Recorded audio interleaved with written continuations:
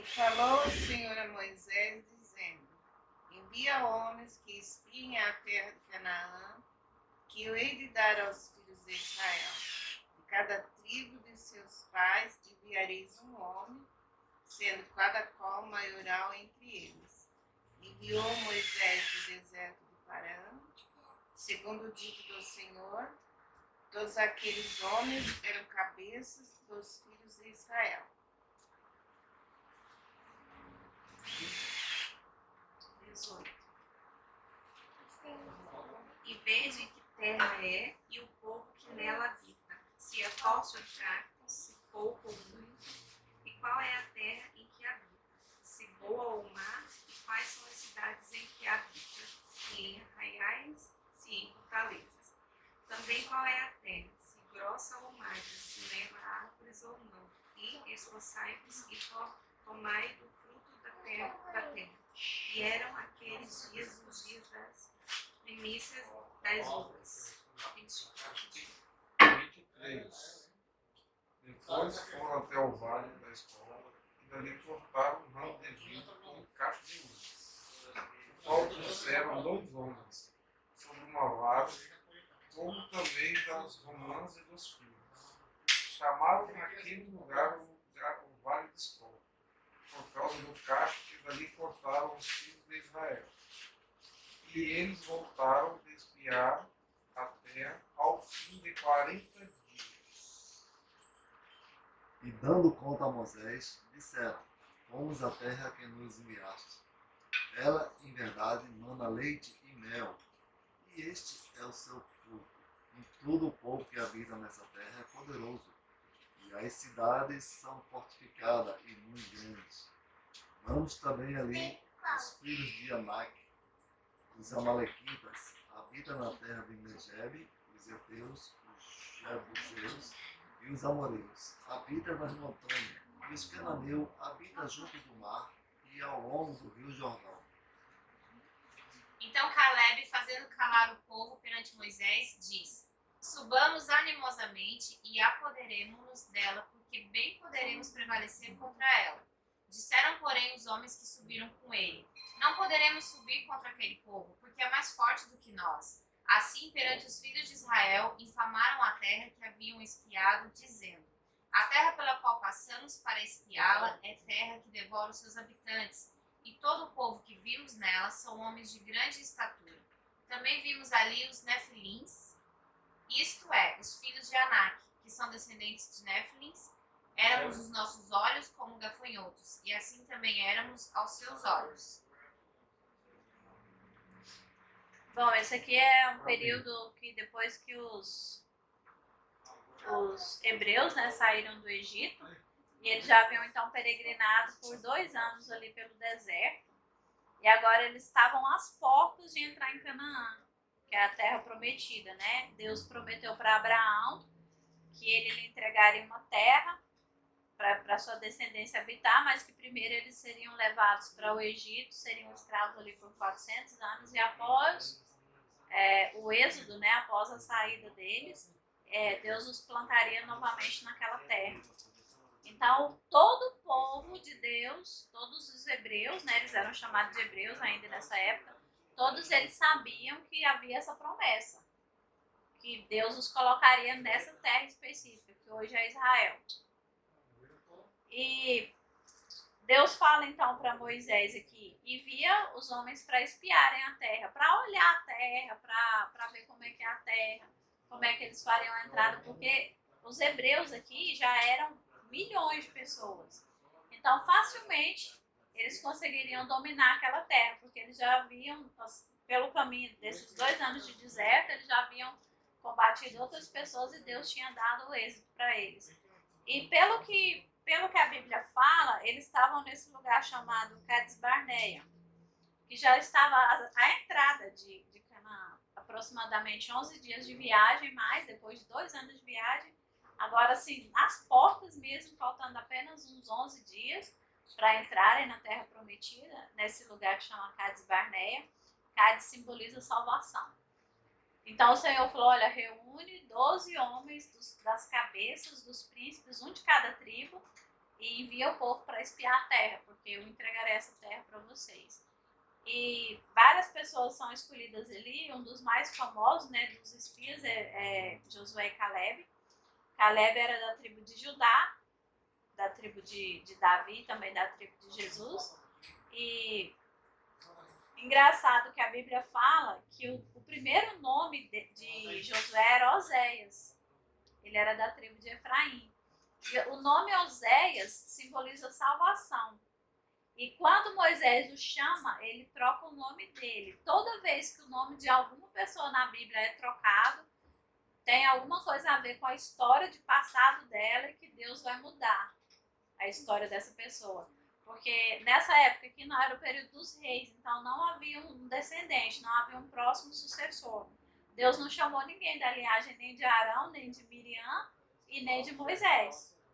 Deus chama então Josué, que era de uma outra tribo, e ele era filho de Num. Então Moisés troca o nome dele e põe Josué, que significa Deus é salvação. Para que o povo não colocasse somente em Josué a sua confiança. Em vez dele ser uma pessoa que salva, ele é uma pessoa, entre aspas, que Deus é a salvação dele e do povo. Então, por isso que Moisés troca o nome dele. E então a Bíblia fala que os espias vão ali olhar a terra e por 40 dias eles espiam a terra. Mas Deus tinha falado para Abraão e também para o povo, quando eles ainda estavam no Egito, que era uma terra muito ampla, que era uma terra espaçosa, que havia vinhas, que havia oliveiras, que havia muita abundância.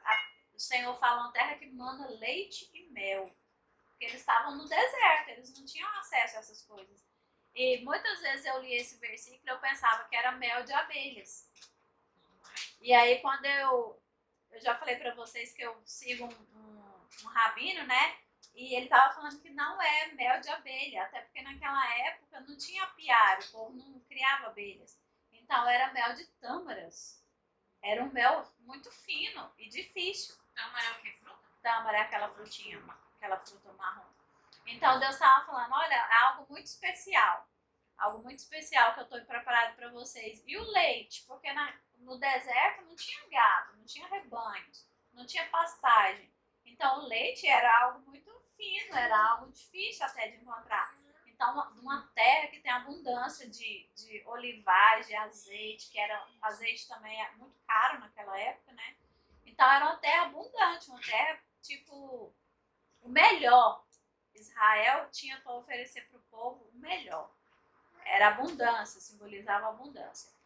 Só que Moisés fala um negócio aqui, no versículo 18, ele fala, vede que a terra é, se o povo, né, que nela habita é forte ou fraco, se poucos ou muitos. Deus não falou para ele ver, Deus não falou, ó, vai e fala para o povo ver se é forte ou fraco, se são poucos ou muitos. Para Deus não importava, porque Deus ia dar essa vitória para eles. Moisés, eu acho que ele estava muito confiado aqui no braço da carne, no exército dos hebreus. Mas não, quem ia dar essa vitória para eles era Deus, igual as vitórias anteriores. As pragas do Egito que Deus mandou, foi tudo Deus que fez. Todas aquelas pragas vieram sobre o Egito, o Egito se abateu debaixo daquelas pragas, e nenhuma praga chegou em Israel pelo poder de Deus.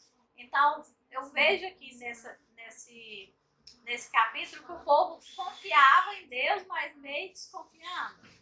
Tipo, ele também fala que vê se a terra é fértil ou estéril. Deus já não tinha falado que a terra era fértil, porque essa terra mana leite e mel, que é das tâmaras e oliveiras, então é porque a terra era fértil. Por que Moisés pediu para verificar se Deus já tinha falado? E Deus, a palavra fala que Deus não pode mentir.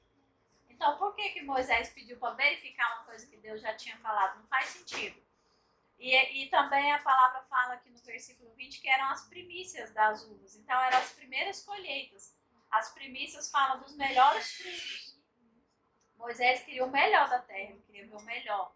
Ele falou, traga para mim uma prova. Mais uma vez, ele querendo saber, sendo que Deus já tinha falado que a terra era boa e frutífera. Tem um versículo que Deus até fala em Deuteronômio 6:11, ele fala, vocês vão colher de vinhas que vocês não plantaram. Vocês vão colher de olivais que vocês ser o despojo, vai ser a recompensa que eu vou dar para vocês. E então a palavra fala que depois eles então coletam essa uva, e a Bíblia fala que a uva era tão grande que precisava de 2 homens para carregar um cacho. E eu vi um desenho, né, dessas uvas, era um cacho como se fosse o nosso, só que mais por baixo ia saindo outros cachos, vários cachos e um cacho só. Porque quando eu era adolescente eu lia esse trem, eu pensava, nossa, deve ser uma uva desse tamanho, né? Uma uva só, porque é para 2 homens para carregar, mas não, era cacho sobre cachos. Muitos cachos saindo de outros cachos. Por isso que era tão pesada, para precisar de 2 homens. E eles trouxeram figos e romãs também para mostrar para Moisés e para o povo. Só que quando eles voltam dessa visitação da terra, eles voltam mudados. O Senhor falou que era para mandar o príncipe, ou seja, era a elite, as cabeças pensantes do povo ali, dos hebreus. Não eram pessoas comuns. Tanto que Josué e Caleb, depois eles lideraram o povo, né? Caleb, ele fala depois, já sou velho, mas me dá uma montanha. Então ele não era qualquer pessoa. Ele era uma pessoa preparada, tanto para batalha quanto emocionalmente. E Josué também, tanto que depois que Moisés parte, ele libera o povo e Deus dá todas as estratégias de guerra para ele. Era como se Deus tivesse revestido Josué como um general para a batalha também. Deus dava todas as estratégias para ele, como que ele venceria aquelas cidades ali. E quando eles voltam, eles falam, aqui está o fruto realmente da terra de mana, leite e mel, é uma terra próspera, é uma terra abundante. E só que eles falam, o povo que nós vimos é um povo muito forte e as cidades são fortificadas. Ou seja, tinha muralhas, ia ser difícil de conquistar, tipo Jericó. Deus deu a vitória para eles e eles não precisavam pegar em arma nenhuma, só deram as voltas ali, em volta das muralhas, e quando o povo tocou o chofar, Deus entregou aquela cidade na mão deles. Então eles falaram, a cidade fortificada, tem muitos habitantes, guerreiros, tem os gigantes, que eram da descendência de Anak. Então os hebreus olharam não para aquilo que Deus poderia fazer, porque a terra já era deles. Desde Abraão, Deus já tinha entregado a terra para eles. Mas eles olharam para o braço da carne, tipo, vai ser muito difícil conquistar essa terra, porque é uma terra hostil. E aí ele fala, os amalequitas habitam na terra também. Os heteus, jebuseus, amorreus, os amorreus perseguiram Israel por muito tempo. Só que Deus já tinha falado que os heteus, os jebuseus, cananeus, depois os filisteus, todos esses povos eram inimigos de Israel, mas Deus já tinha falado que esse povo estava na terra. Então não era nenhuma surpresa para eles se deixarem abater. Mas aí Caleb se levanta. A Bíblia fala que ele faz o povo calar, porque todo o arraial estava ouvindo essa história. E eles estavam contaminando o povo já. Tanto que a Bíblia fala que já no capítulo 14, que todo o povo murmurou e chorou a noite inteira. Eles creram mais naqueles 10 espias do que nos 2, Josué e Caleb, que falou, o Senhor já nos entregou. Tanto que ele fala, o Senhor nos entregou como pão. O que você faz com pão? Você come. Você destrói um pão. Facilmente você rasga um pão e destrói. Mas eles preferiram olhar para as circunstâncias e ver que eles eram realmente pequenos. E ele fala, vamos subir, vamos conquistar, nós vamos prevalecer. E os outros 10, não, a palavra fala que eles infamaram a terra, ou seja, falaram mal da terra. Só que a terra era boa. Eles declararam aqui, já no versículo 27, que a terra era boa. Que a terra mana leite, mana mel, que a terra é próspera. Olha aqui o cacho de uva que a gente trouxe, a prova, né? A prova cabal era que a terra era próspera, era o fruto da vide. Então era tudo que Deus tinha falado. Só que aqueles 10 estavam com o coração tão contaminado pela incredulidade, pela dúvida, que eles começaram, é tipo uma lepra. A incredulidade é tipo uma lepra, ela contamina tudo ao redor.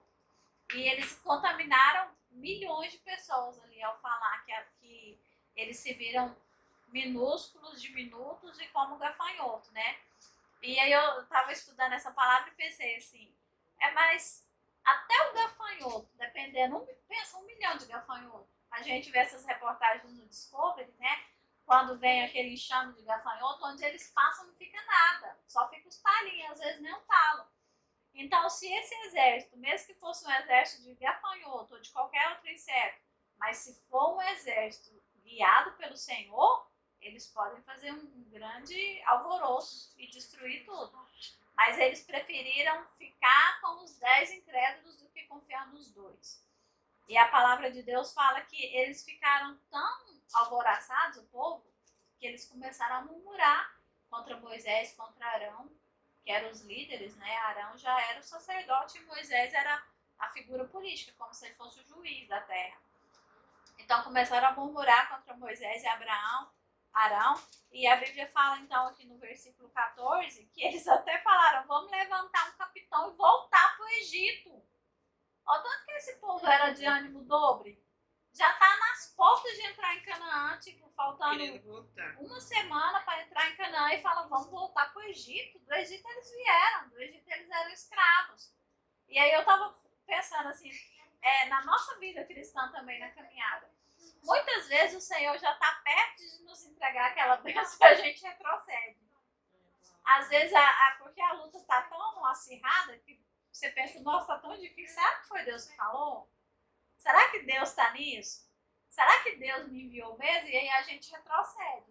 E a Bíblia fala que o Senhor não tem prazer naquele que retrocede, não tem prazer no tímido, não tem prazer no covarde. E esse povo aqui se acovardou. Os 2 espias crentes contra os 10 descrentes. Os 2 com fé e os 10 incrédulos. Então, sempre uma luta do homem espiritual contra o homem carnal. E eu já tinha até feito umas anotações aqui de rodapé na minha Bíblia, porque eles queriam apedrejar Moisés e Arão. Eles pensam, o povo queria apedrejar o líder. E Moisés era o líder escolhido por Deus, e Arão também. Eles queriam apedrejar Moisés, Arão, Caleb e Josué. Queriam matar todo mundo. Tipo, vamos levantar um capitão aqui, a gente mesmo, e vamos voltar para o Egito. Olha o tanto que o povo era sem juízo. E sem fé. Porque se apedrejar o líder, e a Bíblia fala que Deus que salvou eles. Porque o povo, acho que já estava pegando as pedras. Porque a Bíblia fala que então a glória de Deus desceu sobre a congregação, né? Eu imagino aquela luz veio, um fogo, né, da parte de Deus, e veio, e aí eles amedrontaram e retrocederam. Só que Moisés teve que interceder, porque o Senhor falou que ia destruir toda a congregação, porque eles eram perversos. E o Senhor falou, já é a 10ª vez que eles me tentam. Esse povo aqui já tinha tentado muito Deus. Deus sempre dava uma chance porque Moisés intercedia. E aqui Deus falou, vou destruir. Moisés mais uma vez intercede pelo povo e Deus... Tem consequência o que a gente faz? Tem. Deus perdoa? Perdoa. O que aconteceu com Davi? Davi peca com Batseba e o Senhor envia então o profeta Natan para repreendê-lo e fala, olha, você não vai morrer. O filho que eles tiveram morreu. Mas você não vai morrer, mas a consequência do pecado vai ter. Tanto que acontece, até o que eu preguei semana passada, né? Absalão deita com as concubinas, depois Salomão também se perverte, Roboão e Davi tem o reino rasgado, Davi fica só com as 2 tribos. Então foi uma consequência do pecado de Davi. E aqui também teve uma consequência, Deus perdoou. Mas Deus falou, olha, para cada dia que vocês peregrinaram na terra como espias, vai ser 1 ano que vocês vão andar por esse deserto. Então, o povo que estava assim, às portas de entrar na terra da promessa, de tomar posse daquilo que era de Deus para eles, pensa, você já está vendo ali, ó, e aí Deus fala, volta e vai andar mais 40 anos. Pensa o desespero do povo. Você estava vendo, a Bíblia fala que eles já viam as montanhas. Tipo, você já vai pegar na bênção e Deus fala, não, Nanina, não. Volta e vai andar mais 40 anos. Enquanto toda essa geração não morrer, não vai entrar. A partir de 20 anos para frente vai morrer tudo. Inclusive aí, Moisés, Arão e Miriam, eles morrem ali, eles não entram na terra prometida. De todos esses milhares de pessoas que saíram ali de Israel, do Egito, aliás, somente Josué e Caleb que entraram e a próxima geração. E o Senhor ficou tão irado. A consequência do pecado foi que a Bíblia fala que veio uma praga. A Bíblia não especifica, mas foi algo fulminante. Tipo aquela rebelião que teve, que a Bíblia fala que a terra abriu e engoliu o povo, né? Nessa aqui foi uma praga que veio e matou aqueles 10 homens. Matou eles diante da congregação, Deus fulminou eles. Tanto que Deus ficou irado. Então, irmãos, o que eu quero trazer para nós essa noite é isso. Que muitas vezes a gente tem promessa de Deus, nós sabemos que foi o Senhor que falou, mas as circunstâncias, as adversidades e a dureza, às vezes a dureza do deserto, porque a palavra fala assim, que o Senhor dizendo, eu te levei para o deserto para provar o teu coração e saber o que havia ali. Porque muitos de nós, cristãos, não entendemos por que o deserto é necessário. Mas é no deserto que tudo que está dentro de nós vem à tona. Aquela natureza de Adão, a natureza pecaminosa, aquele mal que há em nós, porque a nossa natureza é perversa. O próprio Senhor Jesus falou, vocês que sois maus, ele falou, vocês sois maus, sabem dar coisas boas aos seus filhos? E uma outra passagem que ele fala, bom mestre, ele fala, por que me chama de bom? Bom é somente o Pai. Então nenhum de nós é bom. Nós somos aceitos pela graça, pela misericórdia do Senhor, mas nenhum de nós é bom, a nossa natureza é maligna. Muitas vezes a gente vê crimes horrendos e a pessoa fala, nossa, aquela pessoa estava endemoniada. Às vezes tem ação de demônios, mas muitas vezes é a maldade que há em nós, é a natureza de Adão. Ninguém ensinou para Caim como é que ele poderia matar Abel. Ele nunca tinha visto um assassinato. Ele nunca ligou a televisão lá e assistiu o programa do irmão que matou o outro. Mas a natureza dele, só tinha 4 pessoas que a Bíblia relata. A natureza já dele, perversa e caída, fez com que ele tramasse contra o próprio irmão. Então, esse mal que existe dentro de nós, quando a gente está no deserto, quando a gente está na pressão, a gente até fala, né? Quando a gente está na cruz, passando na prova, todo esse mal que há dentro de nós, ele vem para fora. E ele vem para fora para quê? É como se Deus estivesse expurgando aquilo de nós para limpar. Já viu quando você tem furúnculo? Vou usar um exemplo aqui grosseiro, que eu sou no meio da roça. O furúnculo. Fica aquela coisa dura ali, infeccionada. Enquanto você não espreme aquilo e aquele pus, aquela infecção não sai, aquilo não sara. É um processo doloroso. Porque aquilo está infeccionado e você tem que apertar para sair. Então, a hora que aquilo sai, fica limpo, você fica livre daquilo. E assim é nós. Às vezes Deus precisa levar a gente para o deserto, para essa pressão, para a aridez do deserto, para a gente ser tratado e para tirar esse mal de dentro da gente.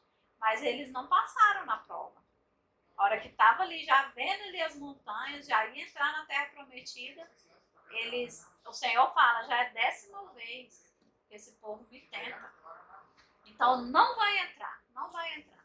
E todos morrem ali no deserto. Então a minha palavra para nós essa noite é que a gente não morra no deserto. Vamos olhar para a terra prometida. Um outro paralelo que a gente pode fazer também é a vida eterna. Todos nós sabemos, hoje o pessoal quase não prega mais da volta de Jesus. Mas a gente sabe que ele vai vir. A Bíblia fala que ele vai vir quando todo mundo estiver cuidando da vida. Pessoa se casando, pessoa tendo filho, cuidando do seu trabalho. A Bíblia fala, vai estar 2 no campo, um vai subir, o outro vai ficar. Vai estar 2 na seara, um vai subir, o outro vai ficar. Vão estar 2 mulheres trabalhando junto, uma sobe e a outra fica.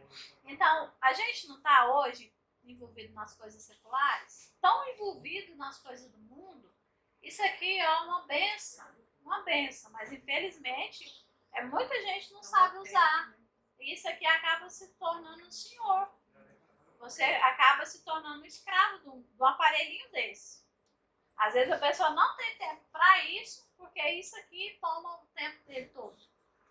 E aí, fazendo um paralelo com a salvação está às portas. Jesus está às portas, porque a promiscuidade nunca esteve tão em alta como agora.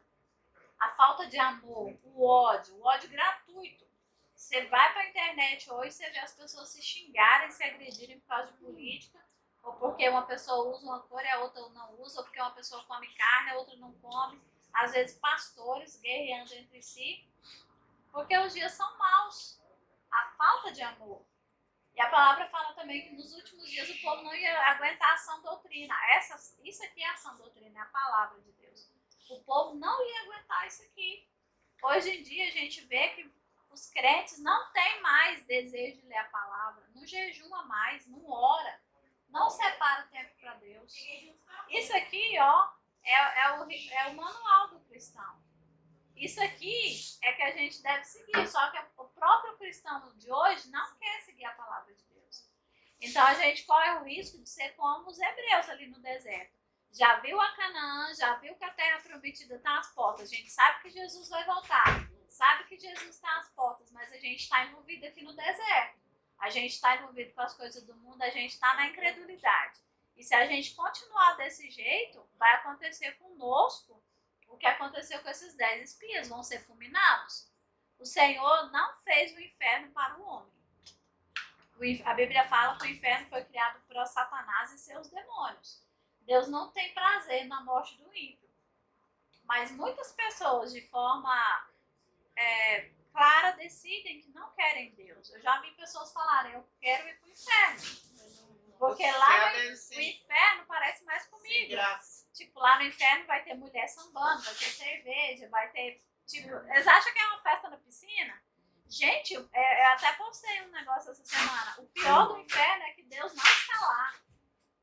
Você pensa, a Bíblia fala que as trevas são tão densas no inferno que você pode tocar. Pensa, você está num lugar que a treva é tão densa que você pode tocar nas trevas. E todo o mal, pensa toda a maldade de Satanás e todos os demônios que infernizam o povo aqui na terra. Quando a Bíblia fala do endemoniado gadareno, ele era tão possesso que ele é colocado em correntes, era colocado no tronco e ele se rasgava, se jogava no fogo, se jogava na água. Satanás tentava matar ele. Aquele rapaz também endemoniado que Jesus, o pai leva ele para os discípulos expulsar os demônios, né? O pai fala, olha, desde pequeno, o demônio joga ele na água, joga no fogo. Então você pensa, eu não quero nem pensar, mas isso é no inferno, no poderio desses demônios para te atormentar a eternidade. Gente, a gente não tem noção do que é a eternidade. A eternidade não tem fim. Então a nossa única solução é agora que a gente está nas portas de Canaã, da entrada da terra, é fazer igual Josué e Caleb. Confiar na palavra do Senhor e saber que a terra prometida é nossa e que a gente vai entrar nela. Amém? Então vamos rumo à terra prometida. Não vamos morrer no deserto, não. O deserto é traiçoeiro. Ele vai ficar ali, porque vão querer se matar, vão querer fazer de tudo e não tem mais jeito. É pra eternidade mesmo. Queria fazer uma Sofrimento questão pra aí, eternidade. não entendi muito. Sim. Primeiro assim, o Léo, né? Que era da Câmara.